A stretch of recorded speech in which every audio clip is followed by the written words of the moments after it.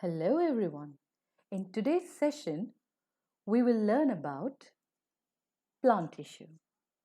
Tissues are similar type of cells which perform a particular function. So, does that mean plant and animals are same? No. We all know the answer. Plants are basically stationary, whereas animals have to move place to place in search of food and shelter. The growth pattern of plants and animals are also different. The structural organization in animals are more complex than in plants. Now let us see what makes plants simpler than animals. Yes, it is plant tissue. Plant tissues are broadly classified as meristematic tissue and permanent tissue. Meristematic tissues are continuously dividing cells at a specific growth region. Depending upon that, meristematic tissues can be classified as apical meristem, lateral meristem, and intercalary meristem.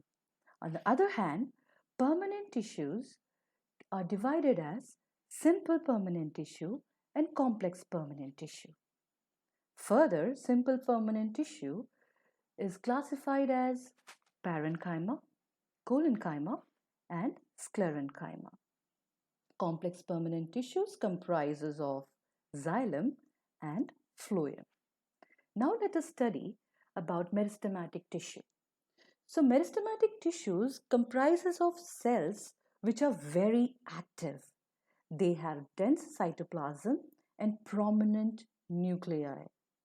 So these cells divide continuously to help in increase in length and width of plant.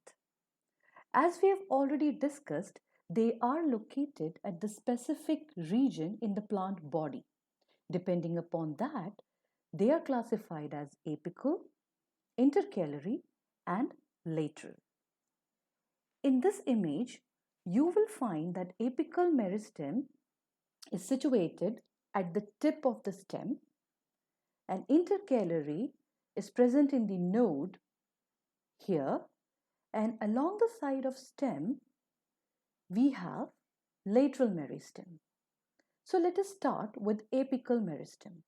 Apical meristem, as I have briefed you earlier, that they are present at the tip of stem and root, that is shoot apex and root apex. So it brings the elongation of root and stem so that the plant increase in height. So here in this diagram, you can see apical meristem at the shoot. Now, lateral meristem. Lateral meristem are found beneath the bark and the vascular bundles of dicot roots and stem. They are otherwise called as cambium and responsible for secondary growth, that is, increase in the diameter and girth of the organ. So, you can count the age of a tree by counting its rings. So, these rings are nothing but they are growth of lateral meristem or secondary growth. The last type of meristematic tissue is intercalary. Intercalary, they are located at the base of leaves or internode, which will later develop as an organ. So increase in length of organ or branch is due to intercalary meristem. So after this meristem reach a certain level of growth, they turn as permanent tissue where they lose the ability of cell division and attain a definite form. So these permanent tissues are later classified as simple permanent tissue and complex permanent tissue. Simple permanent tissues are like parenchyma, collenchyma, and sclerenchyma, as you can see the diagram in this slide. Parenchyma, they are abundantly present in the plant's body. So most of the plant body is comprised of parenchymatous tissues. So they are present in stem, root, leaves, flowers, and fruits. They are living tissues, round, with very thin cell wall, which are loosely packed, and it contains large intracellular space. And the function of parenchyma, it serves as a food reservoir to store and assimilate the food. It also serves as a packaging tissue to fill the space between the other tissues. The parenchyma, which contains chlorophyll and performs photosynthesis, are known as chlorenchyma. On the other hand, aerenchyma are present in aquatic plants which have large air cavities and help aquatic plants to float on water.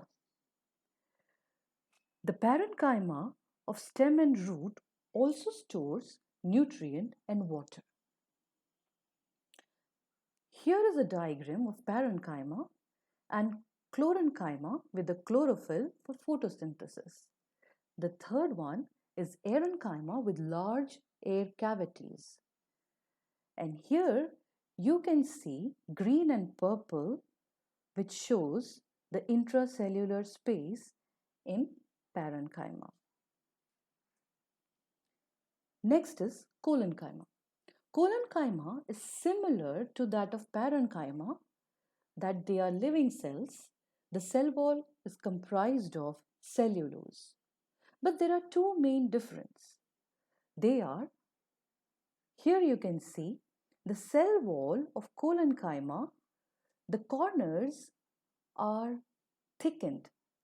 Because of the presence of cellulose, you will find the thickening of corners of cell wall in collenchyma. The other difference is that they also have intracellular space, but not large as you find in parenchyma. Now, where you can locate collenchyma? The collenchyma are present in the epidermis of dicotyledon stem and midrib of leaves.